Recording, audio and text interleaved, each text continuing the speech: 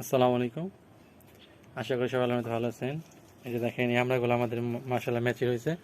তো আমরা বলতেছিল যে আজকে আমরার ভর্তা খাবে, তো এই গাছ থেকে আমরাগুলো এখন ছিঁড়ে নেব। এই ছিঁড়তেছি দেখেন মাশাআল্লাহ। এই যে দেখেন আমাদের কাছে মরিচ আসছে, এই সব কিছু আমরা আমাদের ছাদ বাগানের থেকে নেব। এই যে মরিচ ছিঁড়ে নিচ্ছি। এখন আমরা আমাদের বাগান থেকে ধনিয়া পাতা নিয়ে নিচ্ছি। এখানে যে দেখেন আমরাগুলো আমি ছিলে নিচ্ছি। এই যে দেখেন আমার ছিলা শেষ। আমরা একটা লেবু নিয়ে নিচ্ছি। এখন আমরা এই সবগুলো উপাদান ভালোভাবে ধুয়ে নিচ্ছি। দেখেন আমরা লেবু, মরিচ,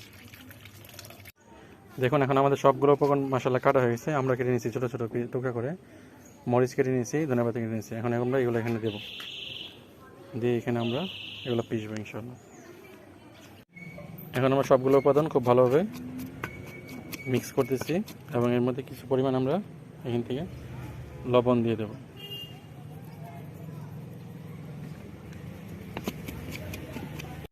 এই যে দেখেন আমাদের আমরা এখন ওই পিছনের সাহায্যে আধঘন করে নিচ্ছি। এখন এর মধ্যে আমরা সামান্য পরিমাণ কাসুন্দি মিশিয়ে নিচ্ছি। এখন আমরা অল্প পরিমাণ লেবুর রস মিশিয়ে নিচ্ছি এটার সাথে। মশলাটা সুন্দর ঘ্রাণ আসতেছে। এই যে দেখেন আমাদের তৈরি হয়ে গেল সুস্বাদু আমড়ার ভর্তা। মাশাআল্লাহ অনেক সুন্দর ঘ্রাণ আসতেছে। আশা করি অনেক মজা হবে।